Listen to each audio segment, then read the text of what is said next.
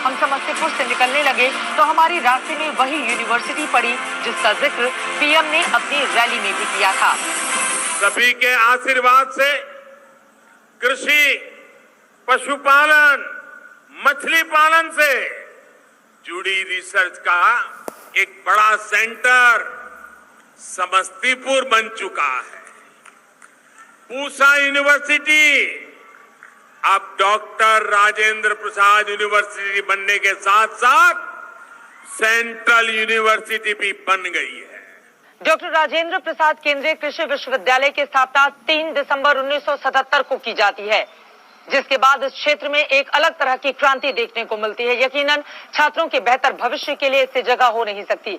वैसे इस यूनिवर्सिटी की जड़ें इसके कुछ पहले भी जाती हैं। 1905 में भी यहाँ पर कृषि अनुसंधान के लिए फंड दिया गया था अंग्रेजों की ओर से। लेकिन आपको बताते चले, मौजूदा वक्त में चूंकि यहाँ पर सीटें कम हैं, इसलिए छात्रों की शिकायत है कि अगर यहाँ पर सीटें ज्यादा होती तो ज्यादा से ज्यादा छात्र इस विश्वविद्यालय में आकर पढ़ाई करते और एक बेहतर भविष्य की ओर वो अग्रसर होते। समस्तीपुर अपने उपजाऊ मैदान की वजह से कृषि में समृद्ध है। समस्तीपुर आलू का प्रमुख उत्पादक है। इसके अलावा तंबाकू, मक्का, चावल और गेहूं यहाँ उगाई जाने वाली मुख्य फसलें हैं। साथ ही लीची और आम भी यहाँ बहुतायत में उगाए जाते हैं। ऐसे में देश भर में कृषि अनुसंधान की जन्मस्थली कहलाने वाली इस यूनिवर्सिटी का यहाँ पर होना आपको अचंभित नहीं करता। हर सब्जेक्ट का एक सीमित दायरा है जिसमें अनुसंधान के साथ साथ बच्चों को अनुसंधान भी सिखलाया जाता है और सब्जेक्ट का भी ज्ञान दिया जाता है। इसलिए बच्चों को काफी दूर दूर के बच्चे, पूरे देश के बच्चे, न कि एक ही प्रांत बिहार के बच्चे यहाँ पढ़ते हैं, पूरे देश के बच्चे पढ़ते हैं, बल्कि दूसरे देश के बच्चों को भी यहाँ आने का मौका मिलता है।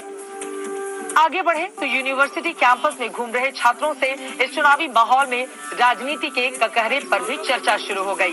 नेता कौन सा पसंद आ रहा है?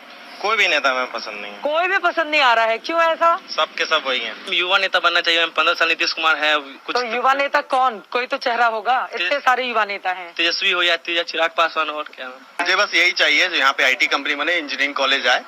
मुझे रोड नहीं चाहिए, लाइट नहीं चाहिए।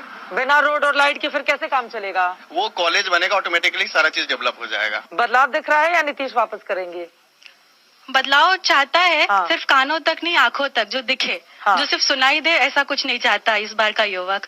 हमें चाहिए जो दिखे, हमें चाहिए अच्छा रोड, पढ़ाई जो हमारे लिए जरूरी है, जॉब्स। मिथिला क्षेत्र का हिस्सा है समस्तीपुर। अगर पूरे के पूरे बिहार को आप देखेंगे तो बिल्कुल बीच में समस्तीपुर आता है, यानी कि इसको बिहार का दिल भी आप कह सकते हैं।